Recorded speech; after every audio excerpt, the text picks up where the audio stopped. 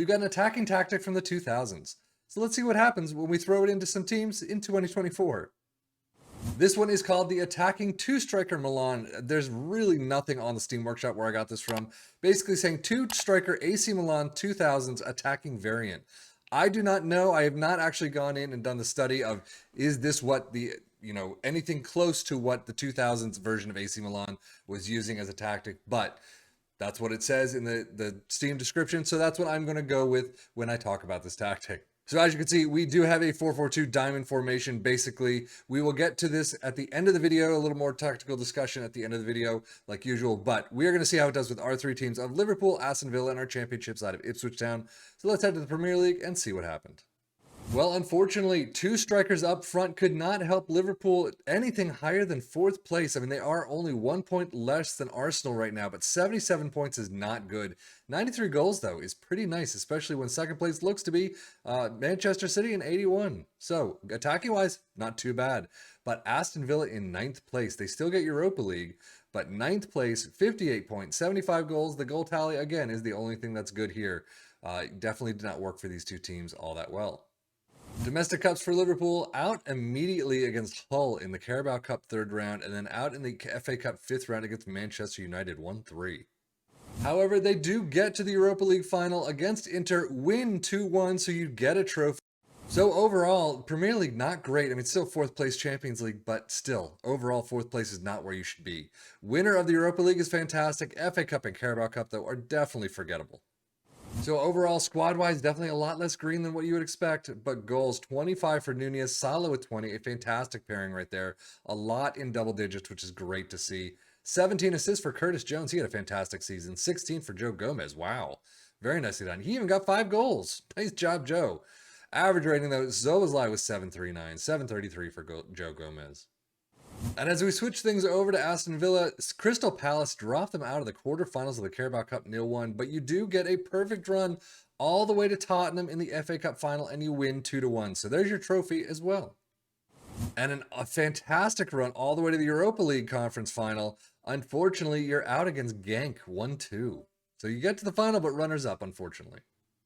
So Premier League, ninth place. Definitely you want to see them higher than that. That is not good at all. But runners up the Conference League, not bad. Winners of the FA Cup is fantastic. And Carabao Cup, quarters, I guess.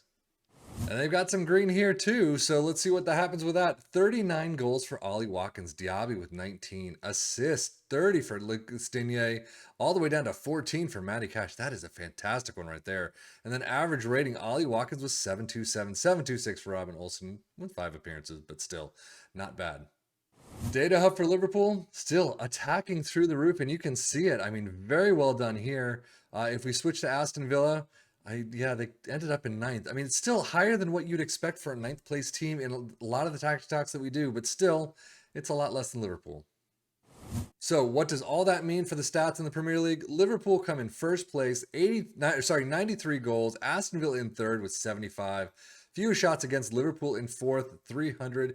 Most possession, Liverpool in fifth, Aston Villa in sixth with 55 to 58%.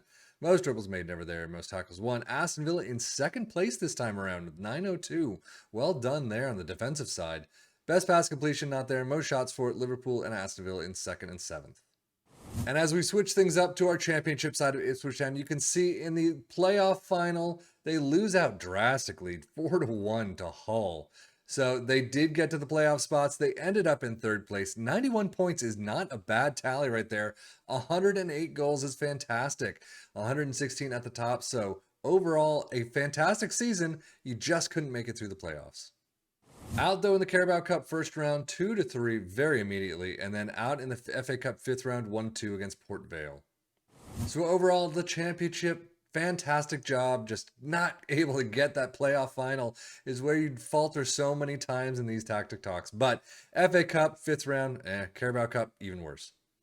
Squad-wise, not a lot of green as usual, though. Goals, 26 for Hurst, a fantastic job. 22 for Connor Chaplin, the only ones in double digits. You got a couple more in assists, though. 27 for Leif Davis, 12 for Harry Clark, and 10 for Hurst. He comes in there as well. Nice. And then average rating, Leif Davis with a 7.58. Phenomenal. Well, they're in here a little bit in the championship stats, but most goals, you got them in second place with 112. Fantastic job. Most possession, fourth place with 56, about average. Most tackles won, they are here in second place, 1,118. Very well done. And most shots for in fourth with 654. But now let's take a look at the tactic itself, shall we? You start out with a goalkeeper in defend, fullback on the left and the right in attack, ball playing defender on the left in defend, a central defender on the right in defend, a regista in support above them in the DM spot, box to box in support next to a Mazzala in attack. There are some individual player instructions with this midfield at least, so keep that in mind. Shadow striker in attack, and then 2 advanced forwards in attack up front. Positive mentality, and it does look like they actually have some individual player instructions on the right, just not the left. But positive mentality, in possession, attacking width is fairly wide, approach play pass into space, overlap on the left and the right, focus play through the middle, however, and play out of defense. Passing directness is shorter, tempo is higher, mix crosses in the final third and work the ball in the box, and then be more expressive. In transition, counter press, counter, distribute quickly and distribute to the back line, and then take short kicks. And then out of possession, a high press line of engagement, standard defensive line, trigger press much more often, and get stuck in. So how did it do for our 3 teams? Well, Ipswich Town doing very well. Third place is where you end up, unfortunately just faltering at the last minute at the last playoff match, but still. You don't get promoted, but you do get into that third spot. You have a fantastic backing for next season. Unfortunately for Aston Villa and Liverpool, not so well. Aston Villa in 9th place is an awful spot to be for Aston Villa. We've seen them which much higher, at least 15 to 20 points higher in the table. Liverpool in 4th place. You want them in 2nd at least, if not winning the league. But overall, they didn't do all that well in the season, even if they was attacking nicely, but still. I guess the defensive pieces just weren't making up for it. But that is it for me, 7FM for the Football Manager blog channel, saying thank you as always for watching. Take care and enjoy.